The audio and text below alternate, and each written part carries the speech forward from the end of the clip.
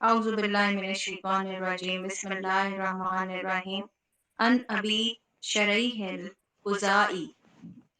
عن النبي صلى الله عليه وسلم قال من كان يؤمن بالله واليوم الآخر فليحسن إلى جاره ومن كان يؤمن بالله واليوم الآخر فليكرم ضيفه ومن كان يؤمن بالله واليوم الآخر فليقل خیرن او لیسمت۔ ترجمہ، حضرت ابو شریح الخزاعی سے مروی ہے، نبی اکرم صلی اللہ علیہ وآلہ وسلم نے فرمایا، جو شخص اللہ پر اور آخرت کے دن پر ایمان رکھتا ہو تو اسے چاہیے کہ اپنے پڑوسی کے ساتھ اچھا سلوک کرے، اور جو شخص اللہ پر اور آخرت کے دن پر ایمان رکھتا ہو تو چاہیے کہ مہمان کی عزت کرے، اور جو شخص اللہ اور اس کے رسول پر ایمان رکھتا ہو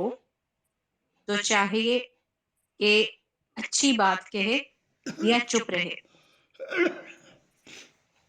اس حدیث کے فوائد اور احکام۔ اس حدیث میں رسول صلی اللہ علیہ وآلہ وسلم نے ایمان کی کئی خصلتیں بیان فرمائی ہیں کہ مومن کا اپنے پڑوسی کے ساتھ اچھا تعلق ہوتا ہے۔ ایک مومن ہمیشہ اپنے پڑوسی سے احترام اور اخوت کا رشتہ رکھتا ہے، پڑوسی کے حقوق کا خیال رکھتا ہے۔ پڑوسی کے بارے میں آپ صلی اللہ علیہ وآلہ وسلم نے ایک اور حدیث میں فرمایا کہ جبرائیل نے مجھے پڑوسی سے اچھا سلوک کرنے کی اس حد تک تاکید کی، یہاں تک کہ مجھے گمان گزرا کہ وہ پڑوسی کو میری جائیداد کا وارث نہ بنا دے۔ پڑوسی کا ایک مسلمان حق ہے، اگر وہ مسلمان ہے تو اس کا حق ڈبل ہو جاتا ہے، اگر وہ رشتہ دار ہے تو اس کی حق میں مزید اضافہ ہوتا ہے، بلکہ اس کا حق 3 گنا زیادہ ہوتا ہے۔ پڑوسی کے حق میں اس کے ساتھ بہتر تعلق، روزمرہ کی ضروریات کا تبادلہ، جب ملے سلام کرنا، ان کے راز اور معاملات میں دخل نہ دینا، ان کی ضروریات کا خیال رکھنا، اچھے برتاؤ رکھنا، کسی بھی غلطی پر معاف کرنا، اور ہمیشہ خیر کے لیے آپس میں تعاون کرنا۔ بیمار ہوئے تو عیادت کرنا، ان کی تقریبات میں اپنا حصہ ڈالنا، خوشی میں ساتھ دینا، غم کی صورت میں دلاسا دینا۔ اس حدیث میں مہمان کی عزت و تکریم کو بھی ایمان کا حصہ قرار دیا ہے۔ مہمان کی عزت حسب توفیق تکریم اور عزت کے مطابق مہمان کی خدمت ایمان اور دین کا حصہ ہے۔ مہمان کا آنا باعث رحمت و رزق ہوتا ہے۔ جس گھر میں مہمان آتا ہو اس میں اللہ کی رحمت نازل ہوتی ہے، اور اسلام نے مہمان نوازی کو بلند مقام دیا ہے، بلکہ مہمان نوازی انسانی فطرت، خصلت و جبلت ہے۔ اسلام میں ایک مہمان کو 3 دن تک کھلانے پلانے کا حکم ہے۔ اس کے بعد مہمان سے پوچھا جائے گا کہ آپ کس کام یا کس ضرورت کے لیے آئے ہیں۔ 3 دن کے بعد کی مہمان نوازی واجب نہیں، بلکہ وہ سنت اور باعث اجر ہے، تاہم 3 دن تک کسی مسافر کی مہمان نوازی یا مہمانی واجب ہے۔ جزاکم اللہ خیر۔ ابھی میرے پاس اتنا ہی تھا جو شکیل بھائی نے بھیجا۔ جی انجینئر صاحب، آخری بات پہ آپ زور ڈالیے اور اس کو کمپلیٹ کیجیے۔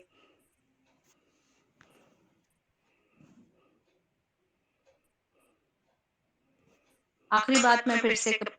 کہہ دیتی ہوں، جو اس میں دوہرا دیتی ہوں، بلکہ وہ یہ تھی کہ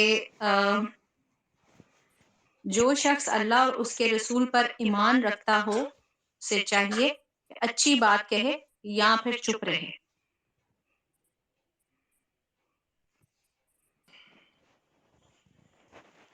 جی بالکل ایسا ہی ہے کہ اچھی بات جو ہے یہ بھی صدقہ ہے، اور اچھی بات چونکہ رہنمائی میں آتی ہے، بلائی میں آتی ہے، اور آپ صلی اللہ علیہ وسلم میں بھی اچھی بات کی تلقین، بلکہ اگر آپ دیکھیں حسن اخلاق کی جب ہم بات کرتے ہیں تو اس میں وہ ساری باتیں آ جاتی ہیں، وہ خوبیاں ساری آ جاتی ہیں، جس میں ہم اظہار کی بات کرتے ہیں، عدل اور احسان کی بات کرتے ہیں، شفقت کی بات کرتے ہیں، نرم لہجے کی بات کرتے ہیں، اچھی زبان سے اچھے الفاظ کی بات کرتے ہیں، اور اس کی ایک ریزن جو ہے نا آپ صلی اللہ علیہ وسلم نے یہ بھی فرمائی تھی کہ چونکہ جب بھی آپ زبان سے کوئی الفاظ نکالتے ہیں، اگر آپ کے پاس فرض کریں اچھے الفاظ نہیں ہیں، آپ چپ رہیں، اس کی وجہ یہ ہوتی ہے کہ رب کریم کہیں آپ کے وہ الفاظ جو آپ نے منہ سے نکالتے ہیں، اگر وہ کہیں رب کریم قبول کر لے تو ہو سکتا ہے کہ وہ آپ کو بھی ناپسند ہو اس کی قبولیت، یا آپ کو اس کے جو ثمرات ہیں یا اس کے جو رزلٹ ہے وہ آپ کو لیے کبھی بھی قابل قبول نہ ہو۔ تو نہ صرف اپنی ذات کے لیے بلکہ اپنی اولاد کے لیے، اپنے بیوی بچوں کے لیے، اپنے دوستوں کے لیے، اور اپنے دوسرے مسلمان بھائی کے لیے، چونکہ مسلمان مسلمان کا بھائی ہے اور دین خیر خواہی کا نام ہے۔ جب دین خیر خواہی کا نام ہو گیا تو اس کا مطلب ہے کہ ہم کسی کے لیے بھی یہ روا نہیں کہ ہم اپنے منہ سے ایسے الفاظ یا ایسے القاب، ایسے جو فکرے جو ہیں وہ منہ سے نکالیں کہ وہ دوسرے کے دل کو اور دوسرے کی شہرت کو نقصان پہنچائیں۔ اگر کسی کے دل کو گزند پہنچتی ہے تو اس کا مطلب ہے کہ ہم اس کی تحقیر کر رہے ہوتے ہیں، اور تحقیر سے منع کیا گیا ہے، چونکہ تحقیر کو سب سے بڑا شر قرار دیا گیا ہے کہ آدمی جو ہے نا اس کے لیے تو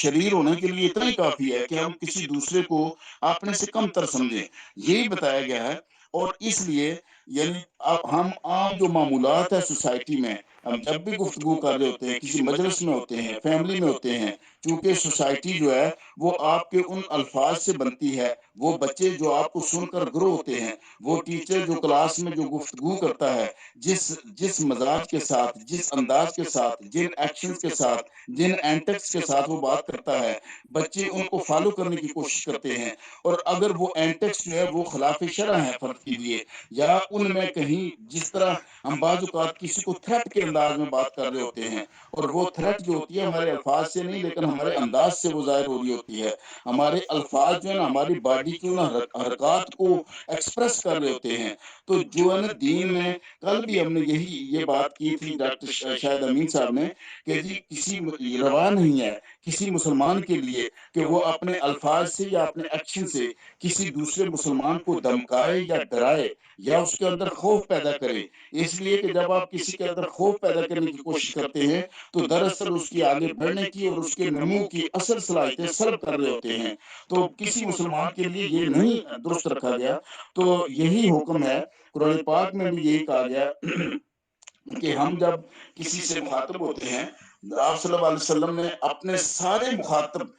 تخاطب کے جو انداز ہیں، وہ تخاطب کے سارے انداز جو ہیں ان میں جو سب سے بہتر ہے وہ کیا تھا کہ دھیمے لہجے میں،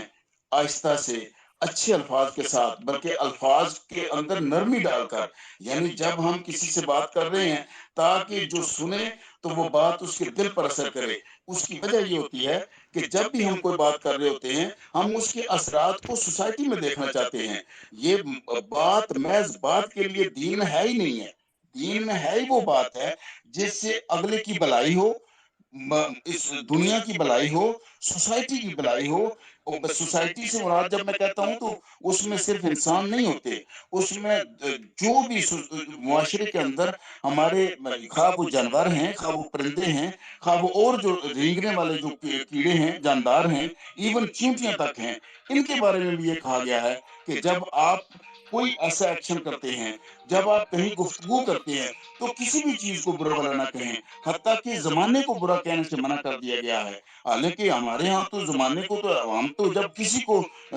لوگوں سے ڈرتے ہیں تو ہم سب سے پہلے زمانے کو گال نکالتے ہیں۔ تو رب یہی کہا کہ آپ صلی اللہ علیہ وسلم کا یہ فرمان تھا کہ زمانہ رب کریم ہے، زمانے کو برا بھلا نہ کہیں، یہ لوگ ہیں جن کا کردار برا ہوتا ہے، لوگ جو ہے وہ اپنے غلط ہو سکتے ہیں، لہذا انسان کی قدر جو ہے اپنے الفاظ میں، اپنے خطاب میں، اپنے تحریر میں اور اپنے انداز میں انسانیت کی قدر کو بحال رکھا جائے۔ ہاں البتہ کسی کا کردار جو اگر ہے تو اس کردار کو آپ ڈسکس کر سکتے ہیں، اس سے نفرت کر سکتے ہیں، انسان کے بارے میں نفرت انگیز بات کرنا بھی جرم گردانا گیا ہے۔ तो रब करीम हमें तौफीक दे कि हम जब भी कहीं कोई बात करें, गुफ्तगू करें, जहाँ भी करें, तो वो गुफ्तगू हमारी जो है वो कंस्ट्रक्टिव हो। कंस्ट्रक्टिव से मुराद ये होती है कि लोगों के लिए वो समझने वाली हो और उसके समरात जो है वो आगे दूसरों लोगों के लिए यूज़फुल हों। कोई भी ऐसी बात जिसमें मनफ़त सिर्फ़ बात करने वाले की हद तक है, तो ये खुदगर्ज़ी है। उस खुदगर्ज़ी से बाहर आना बड़ा ज़रूरी है। तो ये गुफ्तगू का ये भी एक अंदाज़ ये बता दिया गया है कि आपके जो अल्फ़ाज़ और आपका जो ख़यालात जो आपके अल्फ़ाज़ बनकर बाहर आते हैं, वो आपके सामने वाले के लिए सूदमंद होने चाहिए। उसके लिए एक ऐसा सैर पैदा करें कि जिससे उसके अंदर गुफ्तार की वो सलाहियत पैदा हो कि वो दूसरों के लिए भी रहमत बन जाए। जी, जज़ाकल्लाह। जी, बहुत नासिर शुक्रिया वारिस भाई, अल्लाह आपको जज़ाए खैर दे, आपके इल्म में खैर और बरकत